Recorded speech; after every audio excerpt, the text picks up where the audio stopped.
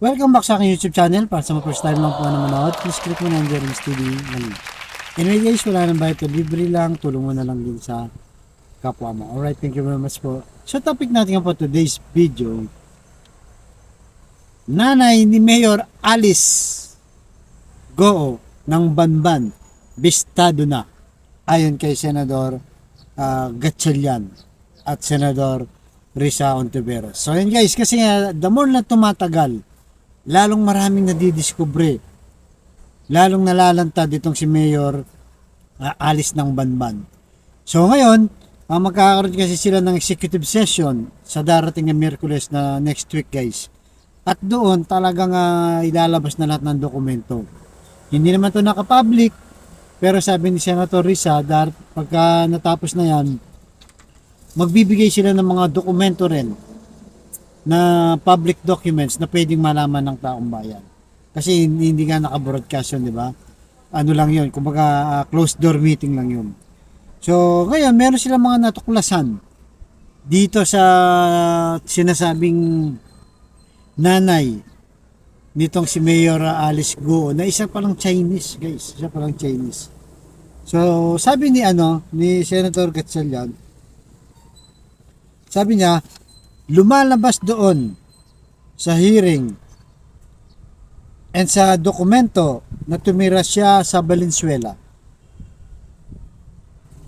So nagtatanong-tanong ako sa mga nagtrabaho sa kanila, yung mga kung saan siya rumenta ng warehouse at yung mga taga doon. Kasi nga di ba nabanggit niya doon sa hearing na meron silang warehouse doon sa Valenzuela. At ang sabi niya, at itong taong si Lin Wenyi, parang pinapakilalang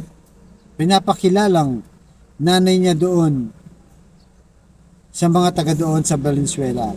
So ako, ang personal assessment ko, this might be the biological mother ni Alice Goo. So, yun pala yun guys. So, dahil pinapakilala nga daw ni Alice Goo na nanay niya sa mga nagtatrabaho doon. Kaya suspect talaga itong si Lin Wenyi ay nanay talaga. Nanay talaga nitong si Alice Goo na isang Chinese. At natuklasan din, di ba? Siyempre nakikita yung record, lalo na yung travel, di ba? Halos 170 times nag-travel itong sinasabing nanay niya tsaka yung tatay ni Mayor Alice Goo. Di ba sabi niya pagkasilang niya hinabandonan na siya at lumalabas yun na nga guys, in a matter of 6 years, sa loob ng 6 na taon, palabas-pasok ng bansa yung nanay at tatay ni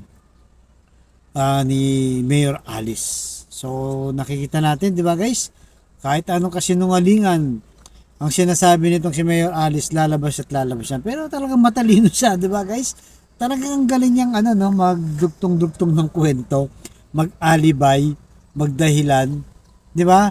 Para lang makaiwas sa mga tanong at talagang mahirapan yung ating mga senador. Pero siyempre sabi nga, kahit ganun ang ginagawa niya, dokumento pa rin na magtuturo sa kanya kung sino nga ba talaga siya at yung pamilya niya.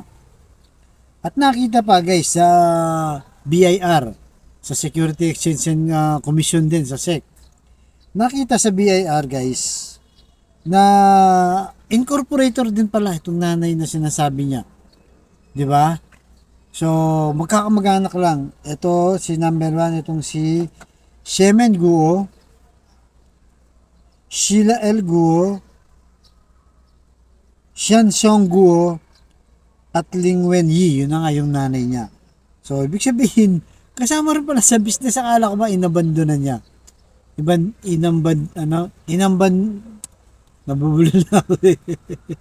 Iniwan niya, gano'n na lang guys, di ba? Iniwan ng nanay ni Alice Goo yung pagkasila niya. Yun ang kwento niya, di ba? Yaya lang daw ang kasama niya. Pero bakit kasama sa incorporator? Kung mag-asosyo siya sa negosyo, itong sinasabing nanay niya.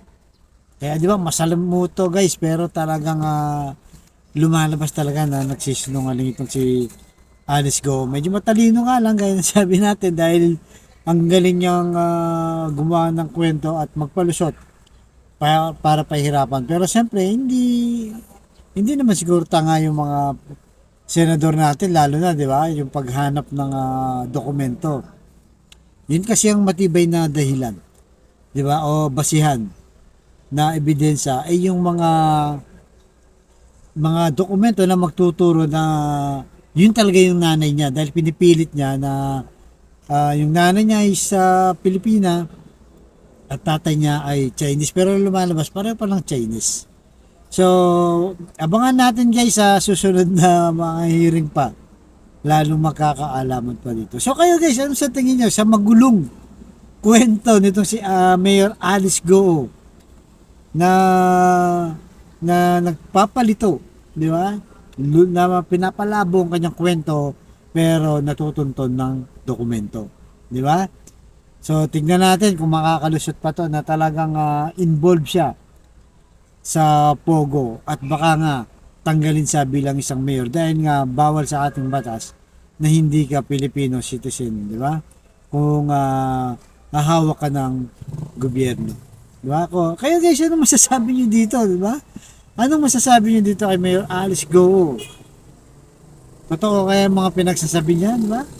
O nililito lang yung mga investigador, mga senador natin, makakalusot kaya? Yun ang tanong. At nakitaan din siya na yung mga kapartner niya, di ba? Yung isa may kaso sa Singapore, money laundering law. Di ba? Ang daming problema, guys. At saka big time to kasi nga napakalaki ng di ba, guys? Napakalaki ng pogo dyan sa likod ng munisipyo ng Banban na kung saan ay sinabi ni Senator Gatchalian na siya pa mismo naglakad nung bago pa to buksan. Di ba? Kaya talagang masalimuto guys, pero abangan natin, wag natin itong titigilan. Suportahan natin si Senator Rizal Ontiveros, sila Gatchalian, mga senador na talagang nag-iimbestiga dito. Dahil public interest to, kailangan nating malaman. Di ba? Kasi parang niluloko lang tayo ng mga to, di ba? At baka darating yung araw maging lalala pa to, magkakaroon na ng gobernador nang hindi natin alam, di ba? So, antabayanan natin guys kung anong posibleng mangyari dito. Alright? So, ganito lamang po guys. Abangan nyo ang susunod kong vlog. Thank you very much po.